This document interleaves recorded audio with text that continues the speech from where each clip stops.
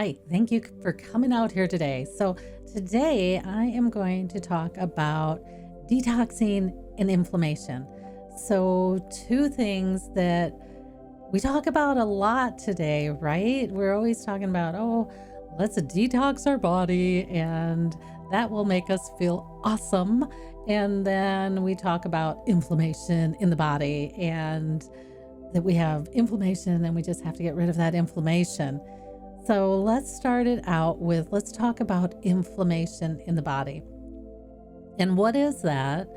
And, there's a lot of different symptoms of inflammation.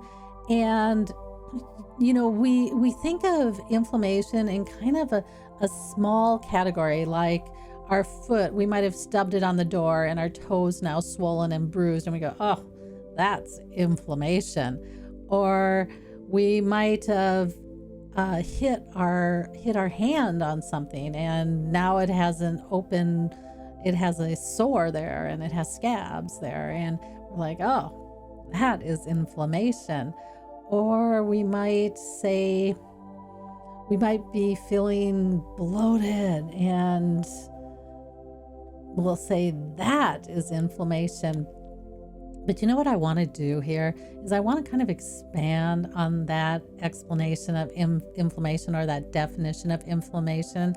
And I want to say that if we look at what inflammation is, let's just say inflammation is everything, is every disease out there.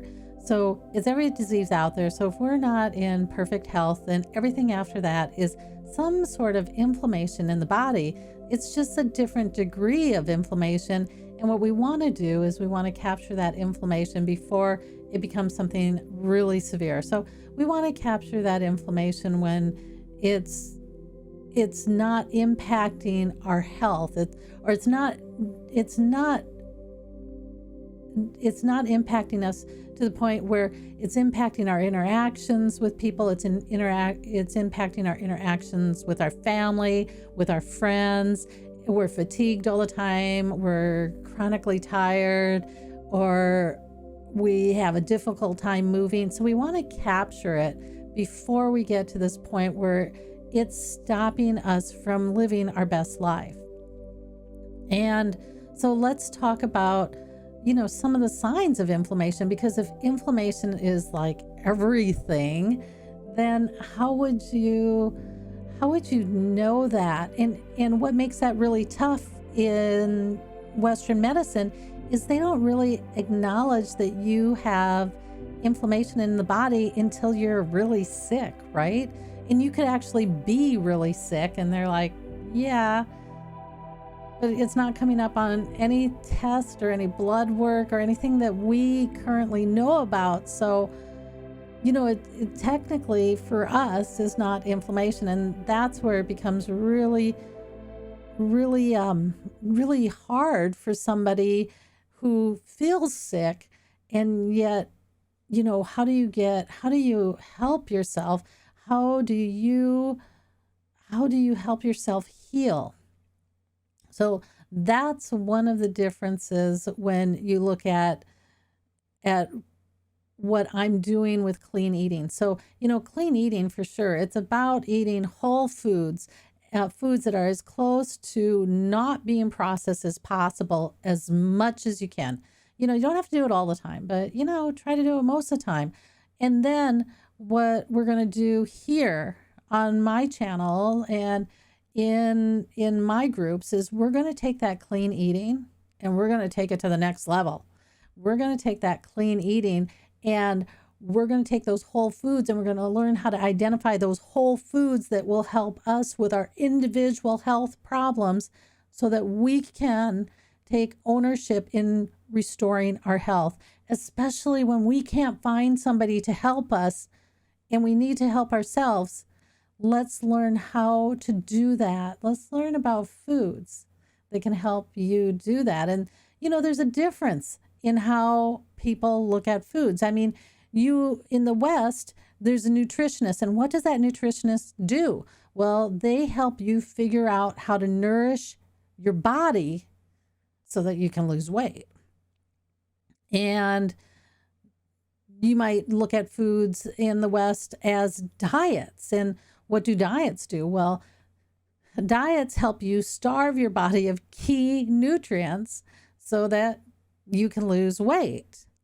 Well, clean eating is clean eating here, taking clean eating to the next level is about learning to eat foods that have the best potential to help you, but then taking it to that next level and actually identifying your personal health issues and figuring out what foods are going to help you with your personal health issues. Okay, so that's taking clean eating to the next level, and that's what we're going to do here.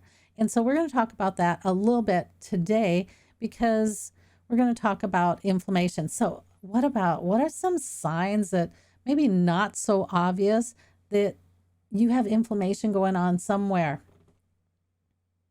Well, do you notice some people always have red cheeks? They have little red cheeks here, and it doesn't seem to bother them. They just notice that they always have little red cheeks, and that is stomach heat. That could be stomach heat. It could be yin deficiency in the stomach, but it's that there's some type of inflammation in the stomach.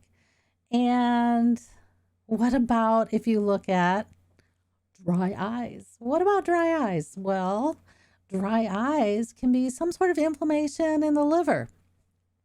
And then let's see here. What about brittle nails? Brittle nails can also be inflammation in the liver.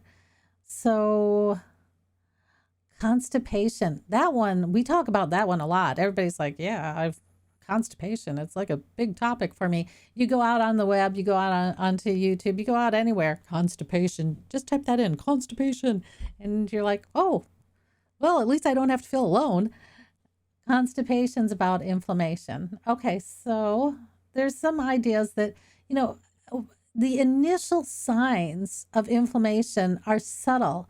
And that's where it becomes really, really tough because the initial signs are subtle. And in the West, we don't test for subtle. We test for big. We test for big things like cancers. Well, you want to catch your inflammation way before you get to the cancer stage. So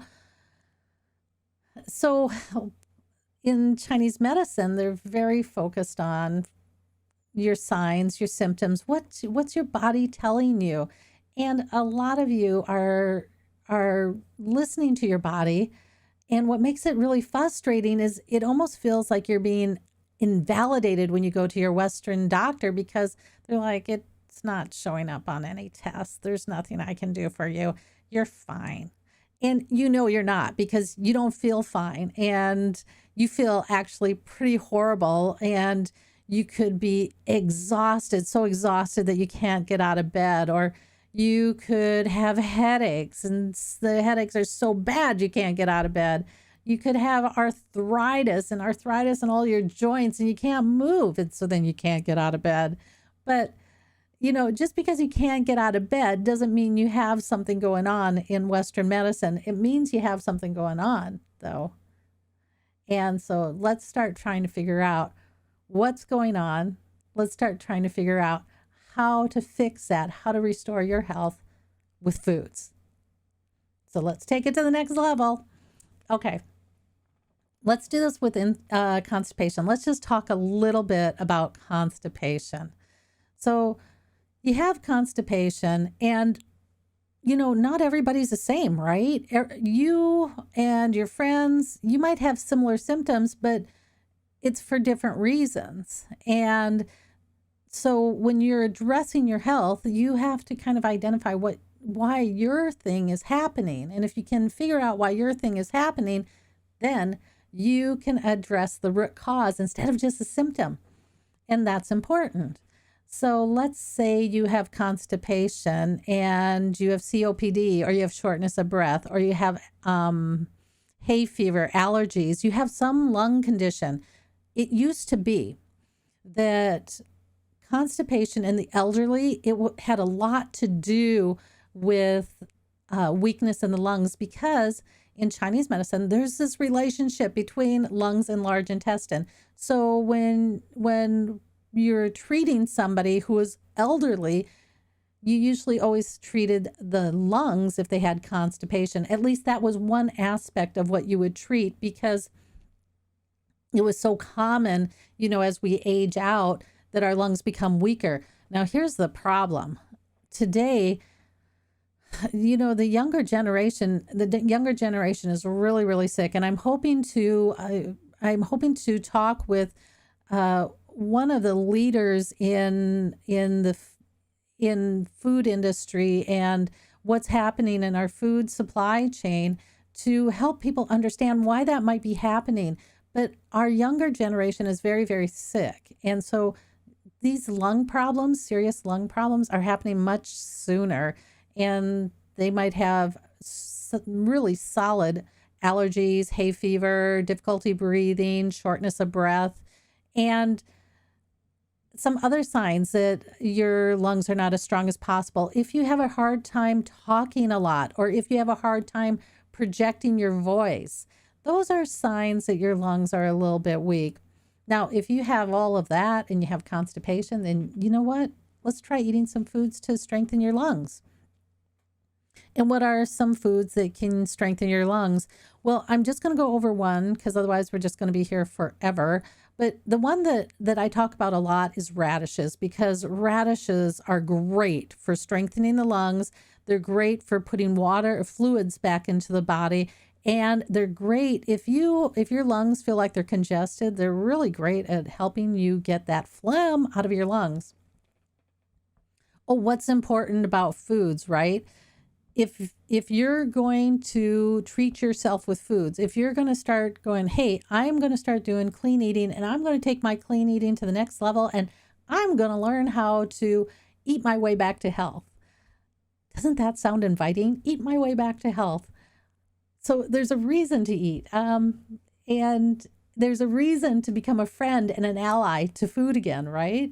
So you're going to figure out how to eat your way back to health. Then what you want to do is you want to do this for a long time. It's not like Western medicine where they're like, oh, just take that once, take that twice, and your symptom will be gone. You're not treating your symptom, you're treating your root cause. And so if you're treating your root cause, if you're treating the reason why this is happening, you're going to put a little bit more effort into it. So think about doing this for 6 months and see if you have improvements. And then think about doing it for a year and see how you've improved after that. So you want to add these foods in and just keep on eating them, maybe 3 to 5 times a week. And so again, with the lungs, radishes, great for the lungs. And you know what my favorite is? Daikon. Daikon is awesome for the lungs and is awesome for helping you get that phlegm out of the lungs. And a lot of us have been getting that flu, that really bad flu that's been going around. And so you might want to do more for your lungs. So that's one way that you could have constipation. You know what another way is? And this one's really common too. What if you have constipation because of stress? That one is so common. Well, if you have constipation because of stress, then you want to start eating foods that help relax your liver. In Chinese medicine, they say that stress is managed through the liver channel. And so as that channel starts getting out of control, it has a tendency to become like a flamethrower and, just start torching everybody around it. And one of the things that can get torched is the large intestine. So you're going to want to start eating cooling foods that can help the liver. And you know what foods can do that? Well, cabbage is going to be a great one to help with that. Another one that can help with the liver, it can be limes or it can be lemons. And you're going to have to kind of play with that because that also might be a little bit too aggressive with the liver. But, there's some ideas on what you can use to help improve if you have constipation when you get stressed out. And there's a last one that I'll talk about, and this isn't the only ways that you can have constipation, but they're really common. So the last one is yin deficiency. And if you're not sure what yin deficiency is, then if you're on my YouTube channel at Best Acupuncture LLC, there's an episode called What is Yin Deficiency? That makes it easy, right? And you can go through that and I'll explain to you what yin deficiency is. But in general, what it is that we come into this world with a balance of yin and yang. So a balance of moisture and a balance of energy. And when we start overusing our moisture, we start seeing dryness. And what does dryness show up as? It can show up as dry skin. It can show up as cracked heels. It can show up as insomnia. It can show up as memory issues, having difficult times taking in and retaining information or remembering people's names. So, it can show up as things like that. Or, you put your keys down and you totally forgot where you put them and you have to spend the next hour looking for your stupid keys. That's kind of things that can show up with yin deficiency. So you want to eat foods that can help with yin deficiency, but you also want them to help moisten the large intestine because the large intestine's dry too. And what are some of those foods? Well, you can do bananas. Now, for those of you who find bananas are too high in sugar or not so good, try pears. Same thing, same concept, different fruit. So there's some ideas on, here's foods that can help repair the root cause of what's causing your issue. And we're complicated today and we've been living for a long time. So it might not just be one thing, it might be that, you're stressed out and you're constipated, but you're also yin deficient. So if you think you're more than one thing, then, pull in foods from both categories and see how it goes. Do it for 6 months. And if it works, it works. And do it for another 6 months and make it a part of your life. Okay, so we've talked about inflammation. We've talked about ways to help you detox your inflammation with foods. Let's talk a little bit about how the West detoxes your body. And let's just stay with constipation. So we have the same thread all the way through this conversation. So constipation, how does the West address this? Well, they have Deucelex and they like the Chinese herb senna. And so they put that in everything and they give that to people like candy. So let's talk a little bit about how these laxatives work, because that's what those are, right? They're laxatives, and laxatives are really pretty aggressive on the body. So you can use them and that's fine. But I can tell you in Chinese medicine, when we use senna in a formula because someone's really constipated, we're very clear that, just use it until you have a bowel movement and then stop. And why we say that is, so think about this, like when you're constipated, it's because you cannot move, you can't move your bowels. So everybody's just hanging out in there, having their own party, causing you tremendous discomfort. And then you take something that almost acts like a sledgehammer and comes down there and just pounds them out of your body, just pushes them out of their comfort zone, your discomfort zone, but their comfort zone. And then you finally have a bowel movement and you don't have constipation. What that does though, is it needs a lot of energy to do that. And you'll hear people after being constipated and after having their bowel movement, they're like, that was so exhausting, because it was. In order to get that bowel movement out, it took so much energy because that large intestine is not working correctly. And so when it took all that energy, your large intestine actually got more tired. And And you know that because you experienced that. I mean, I think of days when I've just, I didn't sleep well the night before. And so I have to get up. I have to go to work. I have to push through the day. By the end of the day, I'm exhausted and I get home and there's still some things that I have to get done. And I am so tired. I can just barely make it through that. And you just have to push yourself so hard to get through that. And then you just fall into bed and crash. And what would make that a problem is if somebody woke me up in the middle of the night and said, "Oh no, get up again. You have to go have your bowel movement." And that's what we do when we take laxatives repetitively. Our large intestine just went through all this work. It was really tired anyways. Just gave everything it had. Now it's like super tired. And it's like, I'm going to sleep now. And we're like, oh my gosh, day number 5. And I have to have a bowel movement. I'm going to take some more laxatives. Hey, large intestine, you got to get up. I know you're exhausted. You got to get up and you got to do this again. So think about somebody waking you up in the middle of the night, forcing you to get up and clean the house or something. And now after that, you just want to wipe out and go to sleep, but you can't because you got to go to work. So that's kind of what you're doing when you're taking laxatives. And if you're taking them repeatedly, that's what you're doing to your large intestine. It's already tired. Now it's really tired. Next time it's even more tired. And the next time it's like, you know what? I'm just done with you. I'm just not going to work at all. And that's what happens when you're addressing the symptom. You're not addressing what is causing this. You're just addressing the symptom. And when you address the symptom,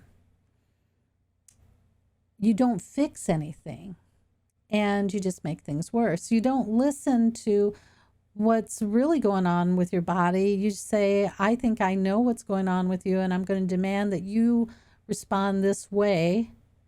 And, that's a problem because this is the only body you have. And if you can't work with it, then, it's not going to work with you either. So one of the things that's a little bit different in Western medicine is a lot of the medications, a lot of the surgeries, it's really focused on addressing the symptoms and not so much what the root cause was. It's not about health restoration. And people know that because they know if they take one pill in a year, they're going to be taking 3 other pills because of all the side effects. And so when you look at clean eating, what's great is you're looking at going back to whole foods, going back to non-processed foods. And then when you take clean eating to the next level, that's when you really, really pop and you really get to get the full benefits of foods and you really get to learn how to partner with foods and how to partner with your body again. It's a win-win all the way around. Okay, thanks for coming out for this episode. And if you're on Facebook, it's probably around your lunchtime. So you guys have a great day. And until next time, I'll catch you on the other side.